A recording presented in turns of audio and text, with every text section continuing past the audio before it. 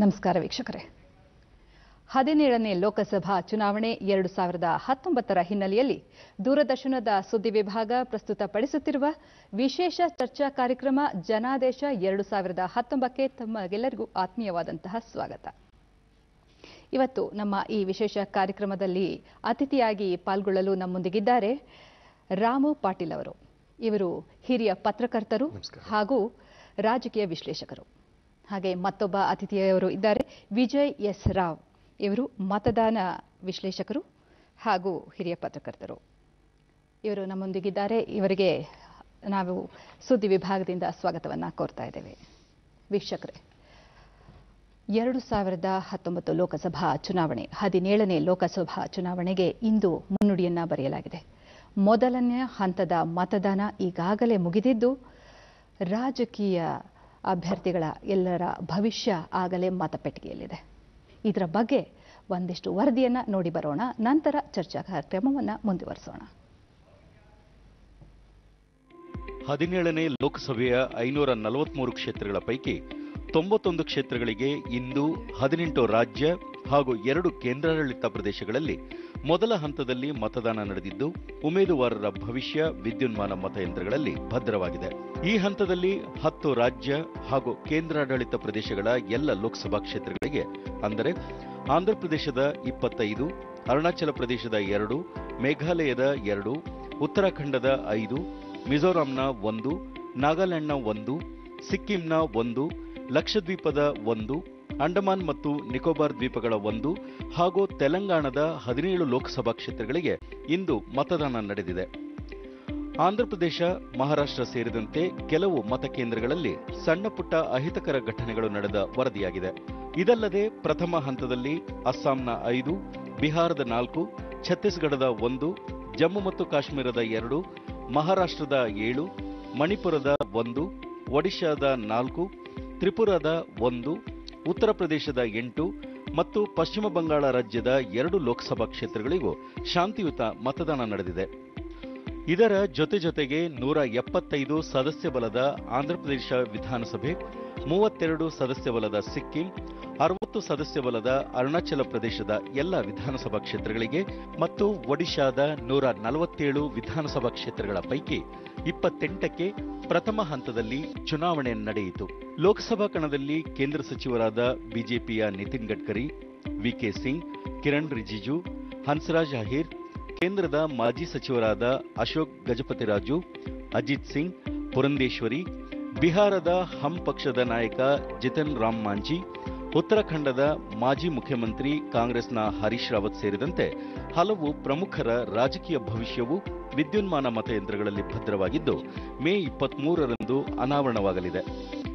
ಕೇಂದ್ರ ಸಚಿವರಾದ ನಿತಿನ್ ಗಡ್ಕರಿ ನಾಗ್ಪುರದಲ್ಲಿ, ವಿಕೆ ಸಿಂಗ್ ಘಾಜಿಯಾಬಾದ್ನಲ್ಲಿ, ಸತ್ಪಾಲ್ ಸಿಂಗ್ ಬಾಗ್ಪತ್ನಲ್ಲಿ, ಆರ್ಎಸ್ಎಸ್ ಪ್ರಮುಖ ಮೋಹನ್ ಭಾಗವತ್ ನಾಗ್ಪುರದಲ್ಲಿ ತಮ್ಮ ಹಕ್ಕು ಚಲಾಯಿಸಿದರು. ನೆರೆಯ ಆಂಧ್ರಪ್ರದೇಶ ವಿಧಾನಸಭಾ ಕಣದಲ್ಲಿ ಹಾಲಿ ಮುಖ್ಯಮಂತ್ರಿ ತೆಲುಗುದೇಶಂ ಪಕ್ಷದ ಎನ್ ಚಂದ್ರಬಾಬು ನಾಯ್ಡು, ವೈಎಸ್ಆರ್ ಕಾಂಗ್ರೆಸ್ ಪಕ್ಷದ ವೈಎಸ್ ಜಗನ್ಮೋಹನ್ ರೆಡ್ಡಿ, ಜನಸೇನೆಯ ಪವನ್ ಕಲ್ಯಾಣ್, ಒಡಿಶಾ ವಿಧಾನಸಭಾ ಅಖಾಡದಲ್ಲಿ ಮುಖ್ಯಮಂತ್ರಿ ನವೀನ್ ಪಟ್ನಾಯಕ್ ಸೇರಿದಂತೆ ಹಲವು ಪ್ರಮುಖರು ಅದೃಷ್ಟ ಪರೀಕ್ಷೆಗೆ ಇಳಿದಿದ್ದಾರೆ. ಆಂಧ್ರಪ್ರದೇಶ ಮುಖ್ಯಮಂತ್ರಿ ಚಂದ್ರಬಾಬು ನಾಯ್ಡು ವಿಜಯವಾಡದಲ್ಲಿ, ವೈಎಸ್ಆರ್ ಕಾಂಗ್ರೆಸ್ನ ಜಗನ್ ಮೋಹನ್ ರೆಡ್ಡಿ ಪುಲಿವೆಂದಲದಲ್ಲಿ ಮತ್ತು ಅಸಾದುದ್ದೀನ್ ಓವೈಸಿ ಹೈದರಾಬಾದ್ನಲ್ಲಿ ತಮ್ಮ ಮತ ಚಲಾಯಿಸಿದರು. ಕರ್ನಾಟಕದ 14 ಲೋಕಸಭಾ ಕ್ಷೇತ್ರಗಳು ಸೇರಿದಂತೆ 2ನೇ ಹಂತದ ಚುನಾವಣೆಗೆ ಏಪ್ರಿಲ್ 18ರಂದು, ರಾಜ್ಯದ ಉಳಿದ 14 ಕ್ಷೇತ್ರ ಸೇರಿದಂತೆ 3ನೇ ಹಂತಕ್ಕೆ ಏಪ್ರಿಲ್ 23ರಂದು, 4ನೇ ಹಂತಕ್ಕೆ ಏಪ್ರಿಲ್ 29ರಂದು, 5ನೇ ಹಂತಕ್ಕೆ ಮೇ 6ರಂದು, 6ನೇ ಹಂತಕ್ಕೆ ಮೇ 12 ಹಾಗೂ ಕೊನೆಯ ಹಂತಕ್ಕೆ ಮೇ 19ರಂದು ಮತದಾನ ನಡೆಯಲಿದ್ದು, ಮತಗಳ ಎಣಿಕೆ ಮೇ 23ರಂದು ನಡೆಯಲಿದೆ. ಪ್ರಾಥಮಿಕ ಮಾಹಿತಿಯಂತೆ ಮೊದಲ ಹಂತದಲ್ಲಿಂದು ನಡೆದ ಮತದಾನದ ವಿವರ ಇಂತಿದೆ. ಅರುಣಾಚಲ ಪ್ರದೇಶ 58%, ಆಂಧ್ರಪ್ರದೇಶ 68%, ಅಸ್ಸಾಂ 59.5%, ಬಿಹಾರ್ 50.26%, ಜಮ್ಮು ಮತ್ತು ಕಾಶ್ಮೀರ 46.17%, ಮಹಾರಾಷ್ಟ್ರ 55.78%, ಮಣಿಪುರ 78.2%, ಮೇಘಾಲಯ 62%, ಮಿಜೋರಾಂ 55.2%, ನಾಗಾಲ್ಯಾಂಡ್ 73%, ಒಡಿಶಾ 66, ಸಿಕ್ಕಿಂ 55, ತೆಲಂಗಾಣ 60.57, ತ್ರಿಪುರಾ 81.23, ಉತ್ತರ ಪ್ರದೇಶ 59.77, ಉತ್ತರಾಖಂಡ 46.59, ಪಶ್ಚಿಮ ಬಂಗಾಳ 80 ಮತ್ತು ಲಕ್ಷದ್ವೀಪ 65.9%.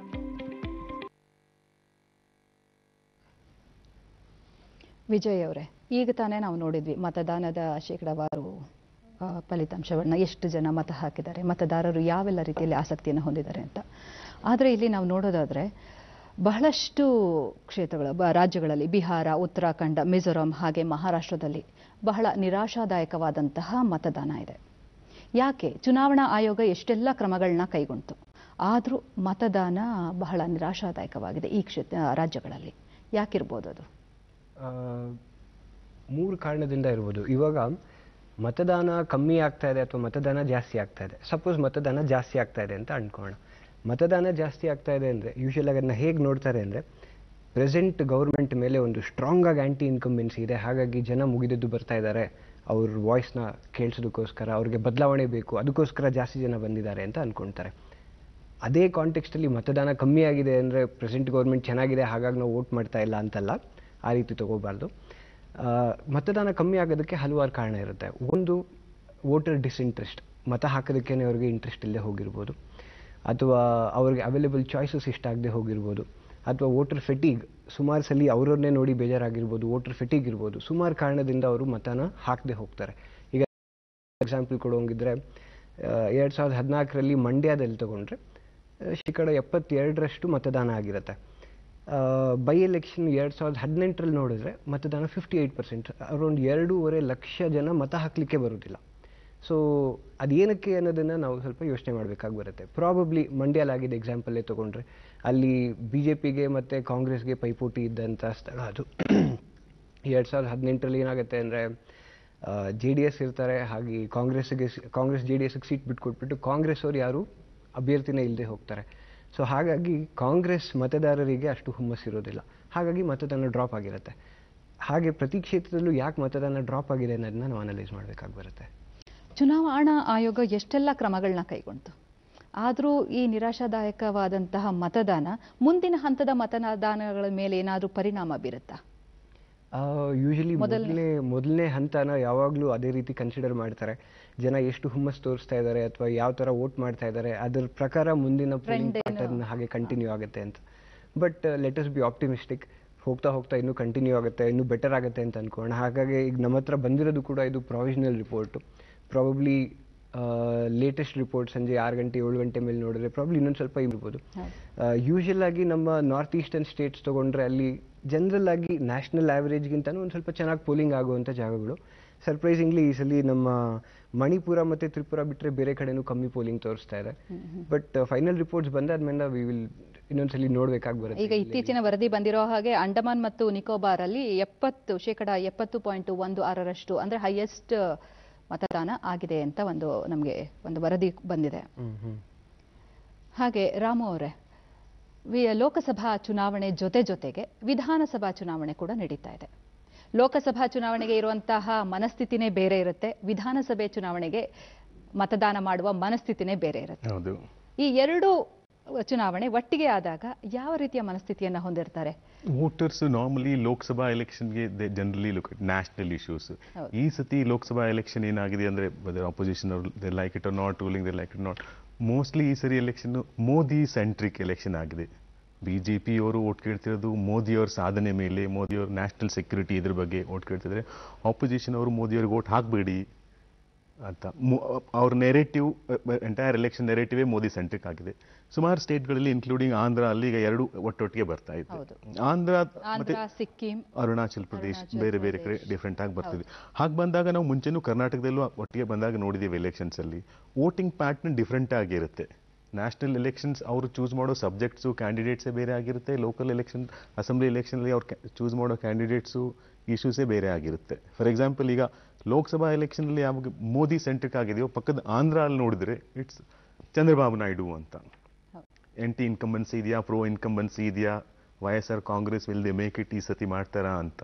ಸೊ ಸೈಮಂಟೇನಿಯಸ್ಲಿ ಎಲೆಕ್ಷನ್ ಆದರೂ ಮತದಾರರು ಅದರಲ್ಲಿ ಚೂಸ್ ಮಾಡೋ ಪ್ಯಾಟರ್ನ್ ಸ್ವಲ್ಪ ಡಿಫ್ರೆಂಟ್ ಆಗೇ ಇರುತ್ತೆ ಅಂತ ಅನ್ಸುತ್ತೆ. ಅದೇ ಇದ್ರ ಬಗ್ಗೆ ಒಂದು ಮಾತು ಹೇಳೋದಾದ್ರೆ ನನಗನ್ಸುತ್ತೆ ನಮ್ಮ ವೋಟರ್ಸ್ ಅಲ್ಲಿ ಆಲ್ರೆಡಿ ಈಗ ಸಾಕಷ್ಟು ಅವೇರ್ನೆಸ್ ಇದೆ. ಲೋಕಲ್ ಇಶ್ಯೂಸ್ನ ಹೇಗೆ ಪರಿಗಣಿಸಬೇಕು, ನ್ಯಾಷನಲ್ ಇಶ್ಯೂಸ್ನ ಹೇಗೆ ಪರಿಗಣಿಸಬೇಕು, ಲೋಕಲ್ ಆಗಿ ನಾವು ಎಲೆಕ್ಷನ್ ಅಂದರೆ ಅಸೆಂಬ್ಲಿ ಲೆವೆಲ್ ಎಲೆಕ್ಷನ್ಸ್ ಅಲ್ಲಿ ನಾವು ಯಾರನ್ನ ಚೂಸ್ ಮಾಡಬೇಕು, ನ್ಯಾಷನಲ್ ಲೆವೆಲ್ಗೆ ಬಂದಾಗ ಯಾರನ್ನ ಚೂಸ್ ಮಾಡಬೇಕು ಅಂತ ಆ ಅವೇರ್ನೆಸ್ ಇರೋ ಕಾರಣದಿಂದಾನೇ ಆ್ಯಕ್ಚುಲಿ ನಾವು ಒನ್ ನೇಷನ್ ಒನ್ ಎಲೆಕ್ಷನ್ ಅನ್ನೋ ಒಂದು ಥಾಟ್ ಕೂಡ ಬಂದು ಅದನ್ನ ಇಂಪ್ಲಿಮೆಂಟ್ ಮಾಡ್ಬೋದಾ ಅಂತೆಲ್ಲ ಯೋಚನೆ ಮಾಡ್ತಿರೋದು ಏನು ನಮ್ಮ ಅವೇರ್ನೆಸ್ ಇದೆ ಆ್ಯಕ್ಚುಲಿ. ಸೊ ಯಾವುದನ್ನ ಹೇಗೆ ಟ್ರೀಟ್ ಮಾಡಬೇಕು ಅನ್ನೋದು ಪೀಪಲ್ ಆರ್ ಆ್ಯಕ್ಚುಲಿ ಅವೇರ್. ಯುವ ಮತದಾರರ ನಡೆ ಹೇಗಿದೆ? ಈಗ ನಮ್ಮ ಎಲೆಕ್ಷನ್ ಕಮಿಷನ್ ಡೇಟಾ ಪ್ರಕಾರ 1.5 ಕೋಟಿ ಯುವ ಮತದಾರರಿದ್ದಾರೆ ಈ ಸಲ. It's a big number actually, ತುಂಬ ಜನ ಇದ್ದಾರೆ.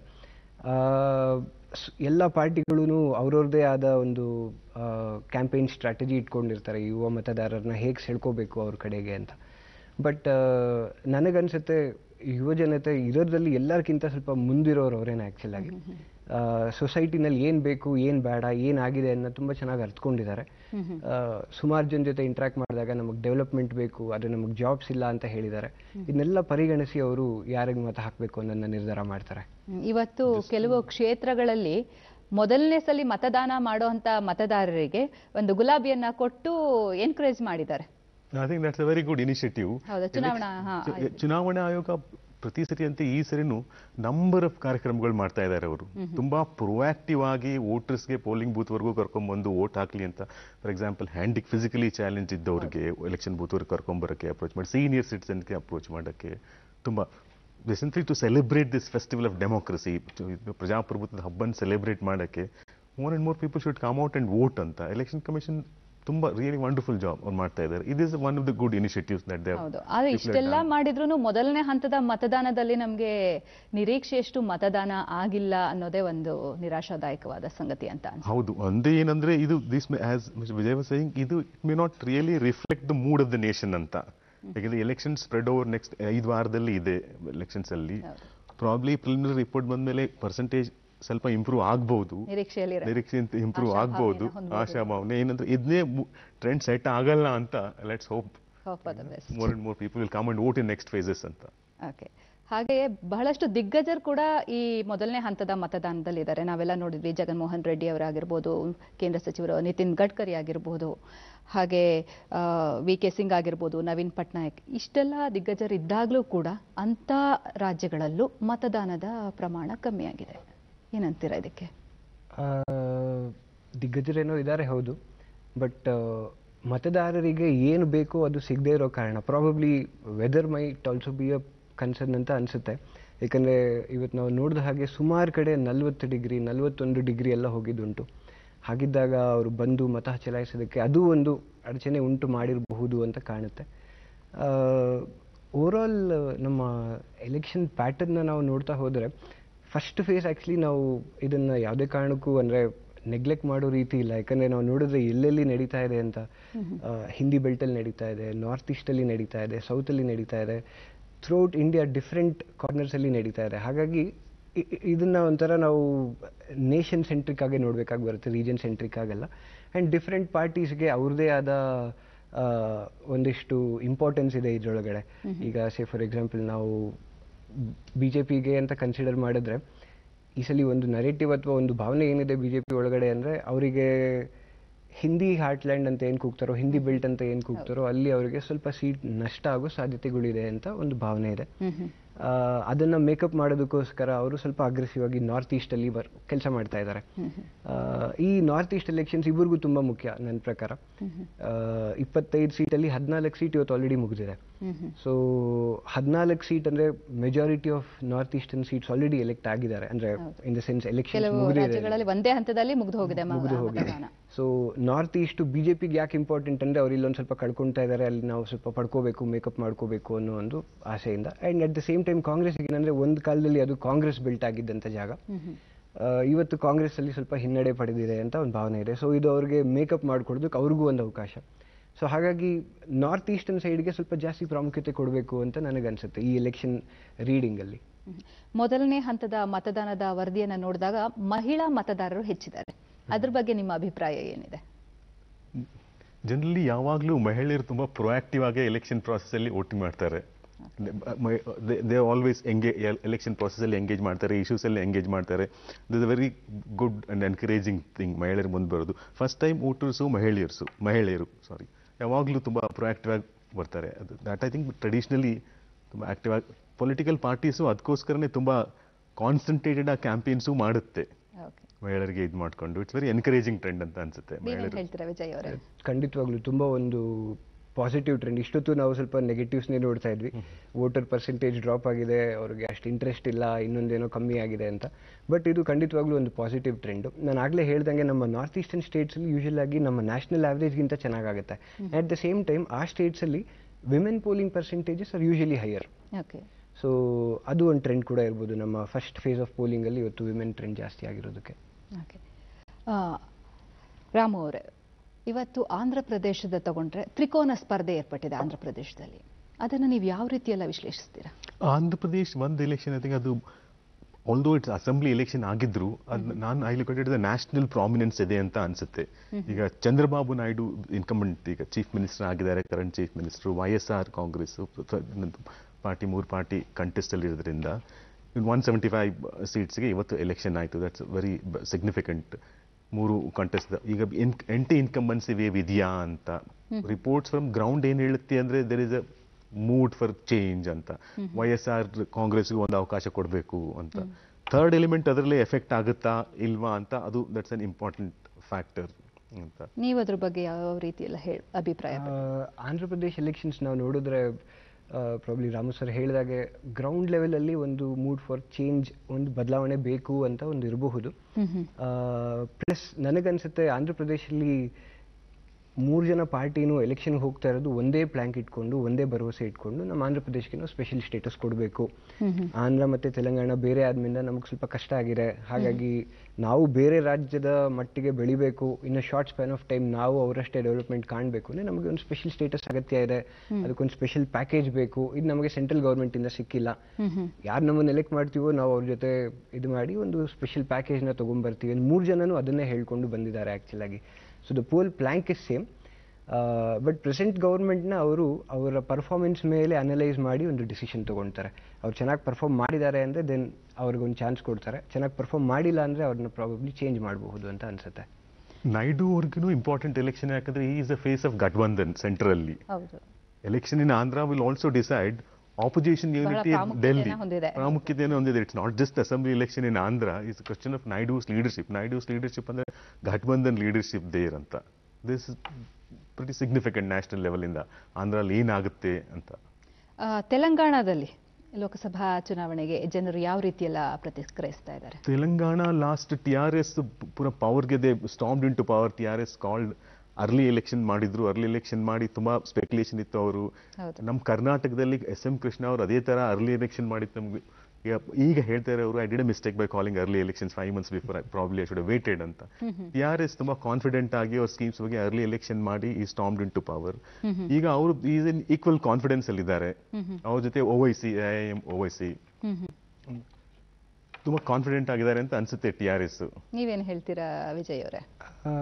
ಈಗ ನಮ್ಮ ಸೌತ್ ಇಂಡಿಯನ್ ಸ್ಟೇಟ್ಸಲ್ಲಿ barring the exception of Karnataka ಒಂದು ಬಿಟ್ಟರೆ ಈಗ ಆಂಧ್ರ ಆಗಿರ್ಬೋದು, ತೆಲಂಗಾಣ ಆಗಿರ್ಬೋದು, ತಮಿಳುನಾಡು ಆಗಿರ್ಬೋದು, ಇಲ್ಲೆಲ್ಲ ನಾವು ಏನು ನೋಡ್ತೀವಿ ಅಂದರೆ ಆ್ಯಕ್ಚುಲ್ ಆಗಿ BJPದು ಪ್ರೆಸೆನ್ಸ್ ಅಷ್ಟಾಗಿಲ್ಲ.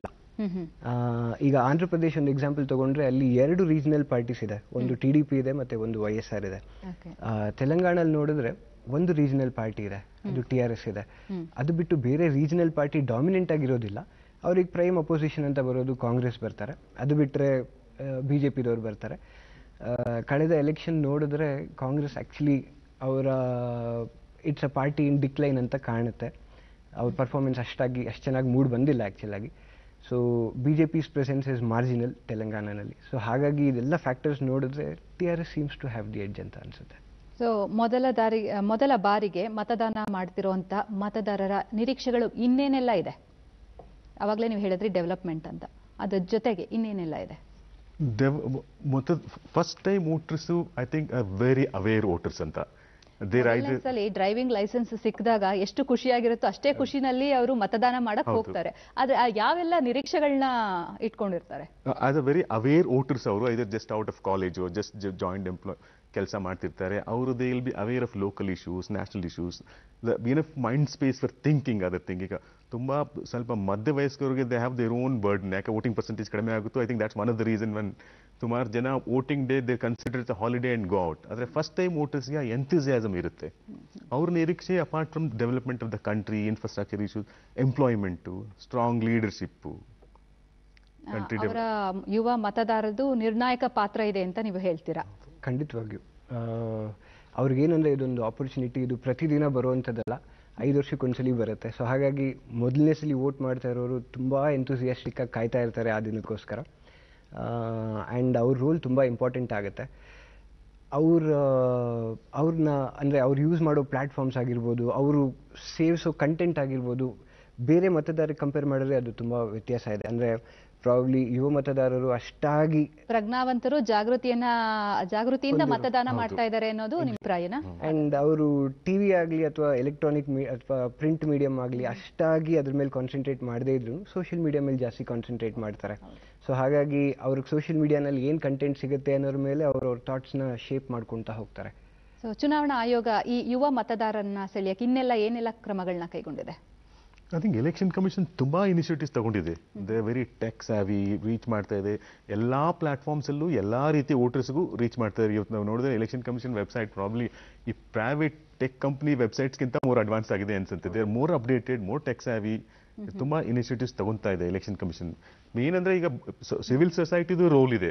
ಫಸ್ಟ್ ಟೈಮ್ ವೋಟರ್ಸ್ ಆಗಲಿ, ಜನರಲ್ ವೋಟರ್ಸ್ ಆಗಲಿ, ಪೋಲಿಂಗ್ ಬೂತ್ ಕರ್ಕೊಂಬರಕ್ಕೆ apart from just election commission, civil society ತಂದೆ ಆದ ರೋಲ್ ಇದೆ. People also to take initiative. Instead of 5 ವರ್ಷ ಸುಮ್ಮನೆ ಗವರ್ಮೆಂಟ್ನ ಕ್ರಿಟಿಸೈಸ್ ಮಾಡಿ, ಲೀಡರ್ನ ಕ್ರಿಟಿಸೈಸ್ ಮಾಡೋದು ಬಿಟ್ಟು, ಅದ್ರ ಜೊತೆಗೆ ಅಟ್ಲೀಸ್ಟ್ ವೋಟಿಂಗ್ ಡೇ ಇಂದ ರೆಸ್ಪಾನ್ಸಿಬಲ್ ಆಗಿ ಬಂದು ವೋಟ್ ಮಾಡಿ ಅವ್ನು ಡಿಸೈಡ್ ಮಾಡಿದ್ರೆ, whichever party you want to vote, whichever leader you want to elect, but exercise your right. Arunachal ಪ್ರದೇಶದಲ್ಲಿ ಯಾವ ರೀತಿಯಲ್ಲ ಮತದಾನದ ಟ್ರೆಂಡ್ ಇದೆ? ಅರುಣಾಚಲ್ ಪ್ರದೇಶಲ್ಲಿ ಮೇಲ್ನೋಟಕ್ಕೆ ಏನು ಕಂಡು ಬರುತ್ತೆ ಅಂದರೆ, ಇವಾಗ ಕೈರನ್ ರಿಜಿಜು ಅವ್ರದ್ದು ಕೂಡ ಒಂದು ಅರುಣಾಚಲ್ ಪ್ರದೇಶ್ ವೆಸ್ಟಿಂದ ಅವರು ಕಂಟೆಸ್ಟ್ ಮಾಡಿದ್ದಾರೆ ಇವತ್ತು. ಮೇಲ್ನೋಟಕ್ಕೆ ಕಂಡು ಬರೋದೇನು ಅಂದರೆ, ಪ್ರಾಬಬ್ಲಿ BJP ಸ್ವಲ್ಪ ಸ್ಟ್ರಾಂಗ್ ಆಗಿ ಪರ್ಫಾರ್ಮ್ ಮಾಡಿರೋ ಸಾಧ್ಯತೆಗಳು ಇರಬಹುದು ಅನ್ಸುತ್ತೆ. ಯಾಕಂದರೆ ಅರುಣಾಚಲ್ ಪ್ರದೇಶದಲ್ಲಿ ಕೂಡ ಸೈಮಲ್ಟೇನಿಯಸ್ ಆಗಿ ಅಸೆಂಬ್ಲಿ ಪೋಲ್ಸ್ ಕೂಡ ನಡೀತಾ ಇದೆ ಲೋಕಸಭಾ ಪೋಲ್ಸ್ ಜೊತೆಗೆ. ಒಂದು ಫ್ಯಾಕ್ಟ್ ಏನಂದ್ರೆ, ಆಕ್ಚುಲ್ ಆಗಿ 60 ಸೀಟ್ ಏನೋ ಇದೆ ಅನ್ಸುತ್ತೆ ಅಲ್ಲಿ ಅಸೆಂಬ್ಲಿ ಪೋಲ್ಸ್ ಅಲ್ಲಿ. 60ರಲ್ಲಿ ಆಲ್ರೆಡಿ 3 BJP ಗೆದ್ದಿದ್ದಾರೆ ಅಂತ ಒಂದು ನ್ಯೂಸ್ ಇದೆ. ಅನ್ಕಂಟೆಸ್ಟೆಡ್ ಆಗಿ ಆಲ್ರೆಡಿ BJP ಗೆದ್ದಿದ್ದಾರೆ ಅನ್ನೋದು ಒಂದು ನ್ಯೂಸ್ ಇದೆ. ಸೊ BJP ಪ್ರಾಬಬ್ಲಿ ಅದೇ ಪರ್ಫಾರ್ಮೆನ್ಸ್ನ ಅವರು ಲೋಕಸಭಾ ಪೋಲ್ಸ್ ಅಲ್ಲಿ ಕೂಡ ತೋರಿಸೋ ಸಾಧ್ಯತೆ ಇದೆ ಅಂತ ಕಾಣುತ್ತೆ. ಹಾಗೆ ಒಡಿಶಾ ಬಗ್ಗೆ ನವೀನ್ ಪಟ್ನಾಯಕ್ ಅವರು ಬಿಜೆಡಿ ಇದು ಯಾವ ರೀತಿಯ ಪಾತ್ರವನ್ನು ವಹಿಸ್ತಾ ಇದೆ? ಒರಿಸ್ಸಾಲಿ Naveen Patnaik has been in power from quite some time. BJPನೂ ಅಲ್ಲಿ ಫೋರೆ ಮಾಡೋಕ್ಕೆ, BJPನೂ ನವೀನ್ ಪಟ್ನಾಯಕ್ ಪಾರ್ಟಿ NDAಯಲ್ಲೇ ಇತ್ತು ಮುಂಚೆ. ಒರಿಸ್ಸಾಲಿ ಈಗ BJPನೂ ಇನ್ರೋಡ್ ಮಾಡೋಕ್ಕೆ ಟ್ರೈ ಮಾಡ್ತಿದೆ. Naveen Patnaik trying to retain ಈ ಸ್ಟ್ರಾಂಗ್ ಹೋಲ್ಡ್. ಈಗ BJP ಯಾವಾಗಲೇ ಹೇಳ್ದಂಗೆ ಸ್ವಲ್ಪ ಸೀಟ್ಸ್ ಏನೋ ಹಿಂದಿ ಹಾರ್ಟ್ಲ್ಯಾಂಡಲ್ಲಿ ಕಳ್ಕೊಳ್ಳೋದು. ಈ ಎಲೆಕ್ಷನಲ್ಲಿ they want to make it to South, North East, Orissa, west ಬೆಂಗಾಲ್ಸಲ್ಲೂ they want to make in roads compensate ಮಾಡೋಕ್ಕೆ. ಅದನ್ನ ಸ್ಟಾಪ್ ಮಾಡೋಕ್ಕೆ ನವೀನ್ ಪಟ್ನಾಯಕ್ ಅಂತ ವೆಟರ್ನ್ ಲೀಡರ್ಸು ಇದು ಮಾಡ್ತಾ ಇದ್ದಾರೆ. That way it's significant election in Orissa ಅಂತ ಅನ್ಸುತ್ತೆ. ಇವತ್ತು ರಾಯ್ಬರೇಲಿಯಿಂದ UP ಅಧ್ಯಕ್ಷೆ ಸೋನಿಯಾ ಗಾಂಧಿ ಅವರು ಕೂಡ ನಾಮಿನೇಷನ್ನ ಫೈಲ್ ಮಾಡಿದ್ರು, ಉಮೇದುವಾರಿಕೆಯನ್ನ ಸಲ್ಲಿಸಿದ್ದಾರೆ. ಹಾಗೆ ಅಮೇಥಿಯಿಂದ ಕೇಂದ್ರ ಸಚಿವೆ ಸ್ಮೃತಿ ಇರಾನಿ ಅವರು ಕೂಡ ಉಮೇದುವಾರಿಕೆಯನ್ನ ಸಲ್ಲಿಸಿದ್ದಾರೆ. ಅದರ ದೃಶ್ಯಾವಳಿಯನ್ನ ನೋಡ್ಕೊಂಡು ಬರೋಣ.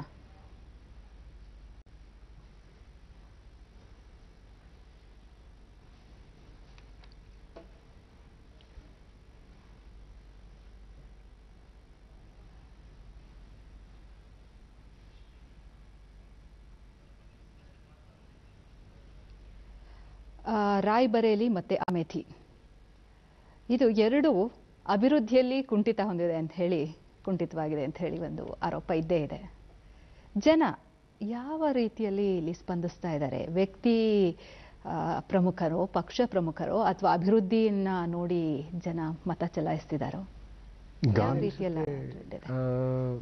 ಇದಕ್ಕಿಂತ ಮುಂಚೆ ಪ್ರಾಬಬ್ಲಿ ಒಂದು ಪಕ್ಷ ನೋಡಿ ಅಥವಾ ಒಂದು ಪಕ್ಷದ ಹಿರಿಯ ನಾಯಕತ್ವ ನೋಡಿ ವೋಟ್ ಮಾಡ್ಕೊಂಡು ಹೋಗ್ತಾ ಇದ್ದಿದ್ದು ಒಂದು ಟ್ರೆಂಡ್ ಇತ್ತು ಅಂತ ಅನಿಸುತ್ತೆ ಮುಂಚಿತವಾಗಿ.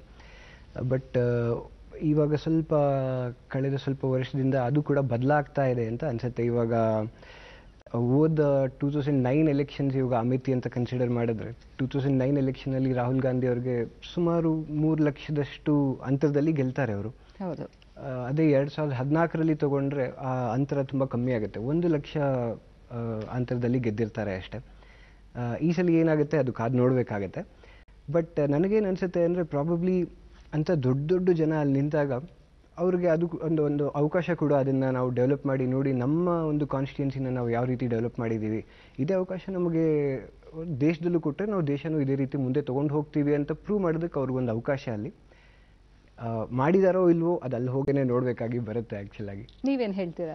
ಮತ್ತೆ ಇದು 2 ಸೀಟ್ಸು ಗಾಂಧಿ ಫ್ಯಾಮಿಲಿ, ಸೋನಿಯಾ ಗಾಂಧಿ, ರಾಹುಲ್ ಗಾಂಧಿ ದೃಷ್ಟಿಯಿಂದ ಸ್ಮೃತಿ ಇರಾನಿ ಅಂದರೆ it's more gains prominence because of Rahul Gandhi contest ಮಾಡ್ತಾ ಇದ್ದಾರೆ ಅಂತ ಅನಿಸುತ್ತೆ. ಬಟ್ ಲಾರ್ಜರ್ ಸ್ಕೀಮಲ್ಲಿ UPL the big players is SP and BSP. ತುಂಬ ಈ 2 ಕ್ಷೇತ್ರದಲ್ಲೂ ಚುನಾವಣೆನೂ ಅವ್ರ ನಡೆ ಮೇಲೆ ತುಂಬ ಡಿಪೆಂಡ್ ಆಗಿರುತ್ತೆ ಅಂತ. Which way SP BSP votes swing ಆಗುತ್ತೆ ಆ ಕಾನ್ಸ್ಟಿಟ್ಯೂನ್ಸಲ್ಲಿ ಅಂತ. ಇಟ್ಸ್ ರಿಯಲಿ ಟ್ರ್ಯಾಂಗ್ಯುಲರ್ ಫೈಟ್ ಆ ಕಾನ್ಸ್ಟಿಟ್ಯೂನ್ಸೀಸ್ ಅಲ್ಲಿ ಆದರೆ then I think Congress leaders will be in ತುಂಬಾ ಡಿಫಿಕಲ್ಟ್ ಪೊಸಿಷನ್ ಅಲ್ಲಿ ಇರ್ತಾರೆ ಅಂತ. ಅಭಿವೃದ್ಧಿ ಬಗ್ಗೆ ಜನ ಹೆಚ್ಚು ಅಲ್ಲಿ ಪರ್ಸನಾಲಿಟಿ ಕಂಟೆಸ್ಟ್ ಆದಾಗ ಅಭಿವೃದ್ಧಿ ಯಾವಾಗಲೂ ಬ್ಯಾಕ್ ಸೀಟೇ ತಗೊಳುತ್ತೆ. People talk more about personalities, people talk about more about their politics then development on the ground ಅಂತ. ಪ್ರಾಬಬ್ಲಿ ಅಲ್ಲಿ ಈಗ ಮಾಹಿತಿ ಬರ್ತಾ ಇರೋ ಪ್ರಕಾರ ರಾಯ್ಬರೇಲಿಲೋ ಅಥವಾ ಅಮೇಥಿಲೋ SP BSP ಕ್ಯಾಂಡಿಡೇಟ್ ಹಾಕದೇ ಇರೋ ಸಾಧ್ಯತೆ ಇದೆ ಅಂತ ಒಂದು ಮಾತಿದೆ. ಅದು ಹೇಗೆ ಟರ್ನ್ಔಟ್ ಆಗುತ್ತೆ ಅಂತ ಕಾದು ನೋಡಬೇಕಾಗುತ್ತೆ. ಆ್ಯಂಡ್ ಆಲ್ಸೋ ಈಗ ಸರ್ ಹೇಳ್ತಿದ್ದಂಗೆ SP BSP ಮೇಜರ್ ಪ್ಲೇಯರ್ಸ್ ಆಗಿದ್ದಾರೆ ಉತ್ತರ ಪ್ರದೇಶದಲ್ಲಿ. ಆ್ಯಂಡ್ ಈ ಸಲ ಅವರೇ ಒಂದು ಅಲಯನ್ಸ್ ಕೂಡ ಮಾಡಿಕೊಂಡು ಹೋಗ್ತಾ ಇದ್ದಾರೆ ಗಠಬಂಧನ್ ಅಂತ. ಸೊ ಅದು ಕೂಡ we have to wait and watch. ಅದು ಎಷ್ಟರ ಮಟ್ಟಿಗೆ ಆ ಗಠಬಂಧನ ಬರೀ ಲೀಡರ್ ಲೆವೆಲಲ್ಲೇ ಉಳ್ಕೊಂಡ್ಬಿಟ್ಟಿದೆಯಾ ಅಥವಾ ಆ ಬಂಧನ ಕೆಳಗಡೆ ಪಾರ್ಟಿ ವರ್ಕರ್ಸು ಜನದ ಲೆವೆಲ್ಗೂ ಅದು ಪರ್ಕೊಲೇಟ್ ಆಗಿದೆಯಾ, ಜನ ಕೂಡ ಜೊತೆ ಕೈ ಜೋಡಿಸಿ ಕೆಲಸ ಮಾಡೋಕ್ಕೆ ರೆಡಿ ಆಗಿದ್ದಾರಾ ಅಂತ ಅದು ಕಾದು ನೋಡಬೇಕಾಗಿ ಬರುತ್ತೆ. ಬಹಳಷ್ಟು ಮಾಹಿತಿಯನ್ನು ಇವತ್ತು ನಮ್ಮ ಸ್ಟುಡಿಯೋಗೆ ಬಂದು ವೀಕ್ಷಕರೊಂದಿಗೆ ಹಂಚಿಕೊಂಡಿದ್ದೀರಾ. ಧನ್ಯವಾದಗಳು ವಿಜಯ್ ಅವರೇ, ಧನ್ಯವಾದಗಳು ರಾಮು ಅವರೇ. ಹಾಗೆ ಪ್ರಜಾಪ್ರಭುತ್ವದ ಹಬ್ಬವಾದ ಲೋಕಸಭಾ ಚುನಾವಣೆ 2019ಕ್ಕೆ ತಪ್ಪದೆ ಮತ ಚಲಾಯಿಸಿ, ಪ್ರಜಾಪ್ರಜಾತಂತ್ರವನ್ನು ಮತ್ತಷ್ಟು ಬಲಗೊಳಿಸಿ ಅಂತ ಹೇಳ್ತಾ ಇಂದಿನ ಜನಾದೇಶ 2019ರ ಕಾರ್ಯಕ್ರಮವನ್ನು ಇಲ್ಲಿಗೆ ಮುಗಿಸ್ತಾ ಇದ್ದೀವಿ. ಮತ್ತೆ ನಾಳೆ ಇದೇ ಸಮಯಕ್ಕೆ ಭೇಟಿಯಾಗೋಣ. ನಮಸ್ಕಾರ.